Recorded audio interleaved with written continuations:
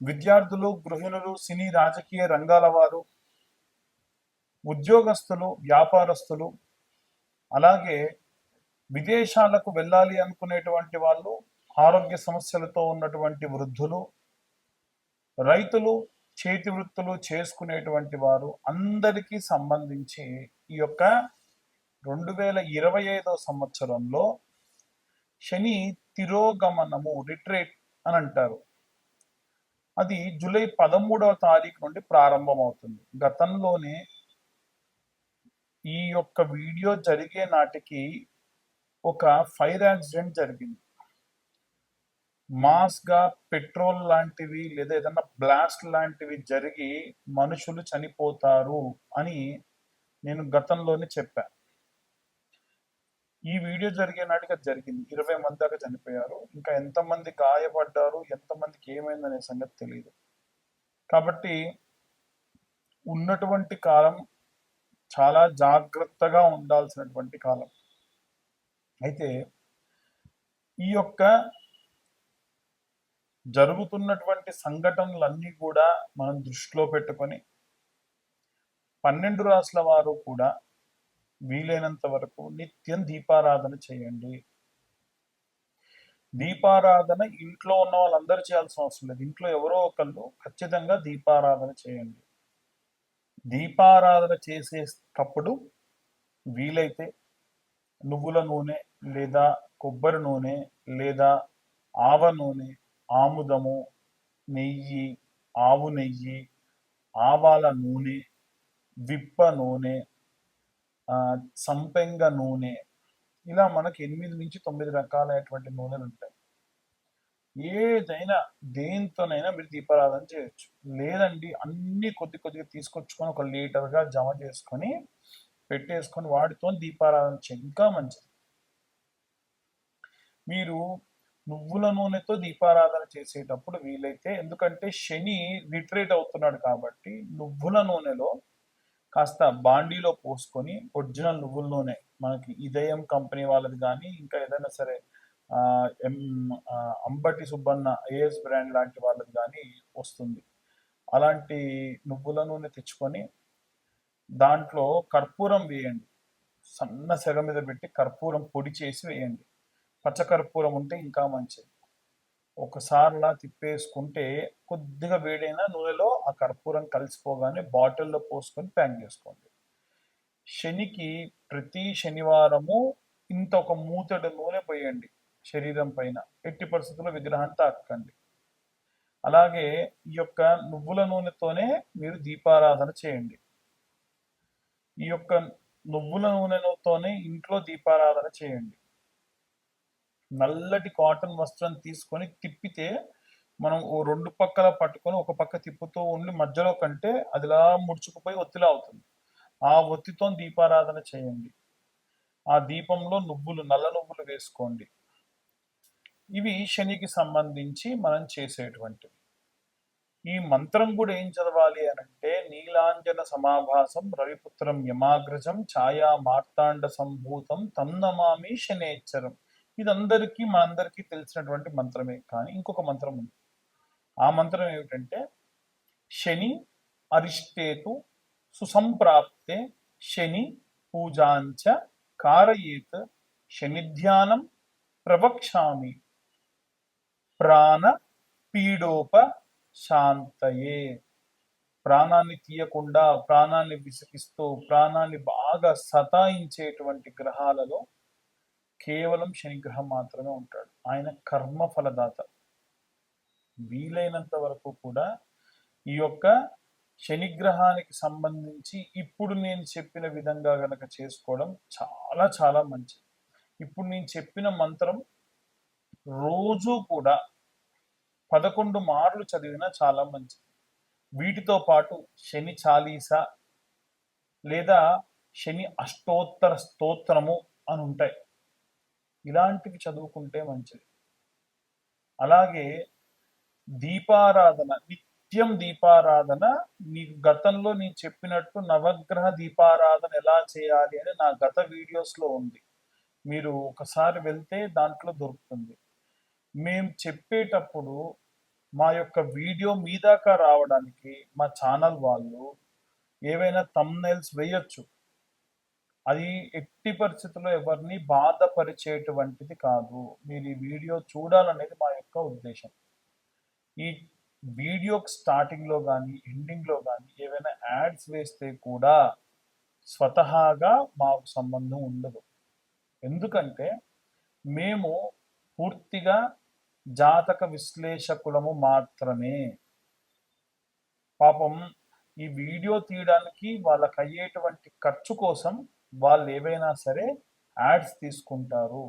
దానికి అర్చకులకి లేదా మాకు ఈ చెప్పేటువంటి జ్యోతిష్యులకి సంబంధం లేదు. చాలామంది వ్యక్తిగతంగా దూషిస్తున్నారు ఫోన్ చేసి. అన్యథా భావించరాదు. మీరు మమ్మల్ని తిట్టినా మా తప్పు లేనప్పుడు తిడితే అది మీకే వస్తుంది. వీలైనంత వరకు నలుగురు బాగుండాలి, అందులో నేనుండాలి అని కోరుకుంటూ ఉంటాం.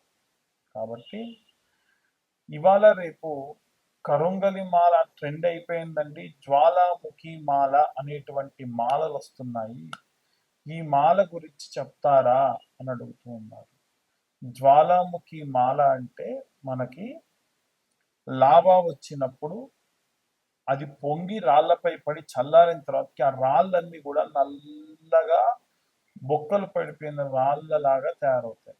అలాంటి జ్వాలాముఖి మాలలు మన దగ్గర కూడా ఉన్నాయి. ప్రత్యేకంగా బెంగళూరు నుంచి, తమిళనాడు నుంచి ఈ యొక్క మాలలు తెప్పిస్తున్నాం. ఆసక్తి కలవారు ఎవరైనా సరే కింద ఉన్న నెంబర్కు కాంటాక్ట్ చేయొచ్చు. ఇవి పూర్తిగా కేవలం మన ఛానల్ వాళ్ళకు మాత్రమే 1116లకు ఇస్తున్నాం. ఏమిటి తేడా కరుంగలి మాలకి జ్వాలాముఖి మాలకి అని అడుగుతూ ఉన్నారు.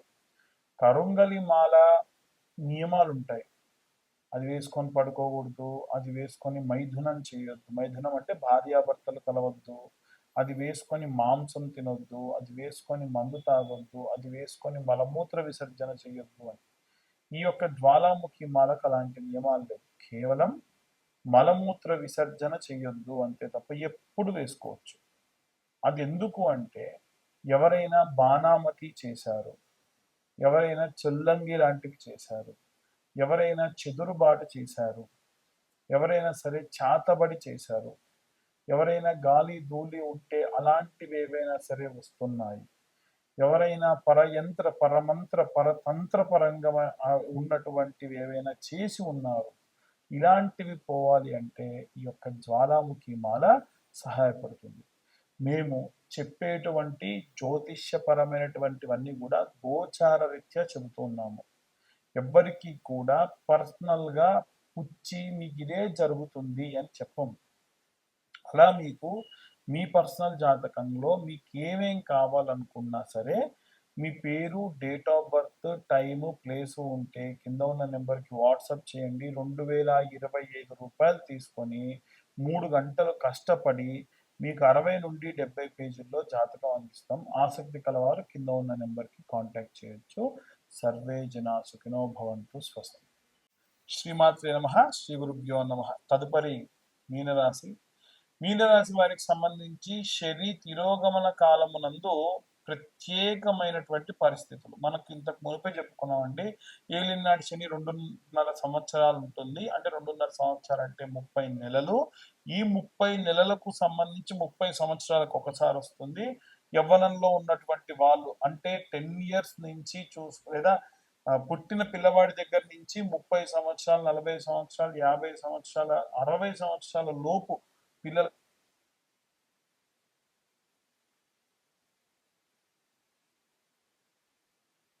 అని మీరు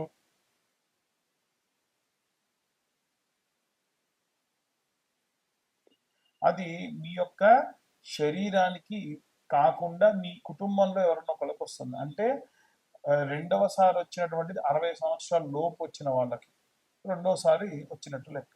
60 సంవత్సరాలు దాటినటువంటి వాళ్ళకి ఎవరికైనా సరే మళ్ళీ వస్తే అది మళ్ళీ మీ శరీరానికి వచ్చినట్టు లెక్క. మూడోసారి రావడం శరీరం తట్టుకోలేదు. ఇప్పటికే మనకు 10 నెలలు పూర్తయింది. ఈ 10 నెలల కాలంలోనే షుగర్ ఉన్న వాళ్ళకి కాళ్ళు పగలడము, మోకాళ్ళ నొప్పులు, నడుము నొప్పులు, సర్జరీలు అవ్వడము, ఆపరేషన్లు అవ్వడము, యాక్సిడెంట్లు అవ్వడం ఇవన్నీ జరిగిపోయి ఉంటాయి. రెండోసారి వచ్చేటువంటి అంటే ఈ 30 నెలలలో 20 నెలలలో ఈ 10 నెలలు ఉంటాయి కదా, ఆ 10 నెలల కాలం ఇప్పుడు. ఈ సమయంలో శని తిరోగమిస్తున్న కారణం వల్ల మీకు శని ఎక్కడుంటాడు? ఖర్చుకు సంబంధించిన స్థానానికి వెళ్తాడు. ఆరోగ్యపరమైనటువంటి సమస్యలు అయితే లేవు, కానీ డబ్బు ఖర్చు మాత్రం ఉంటుంది. ఏవైనా సరే చిన్న చిన్న ఇబ్బందులు రావచ్చు, జాగ్రత్తగా ఉండాలి.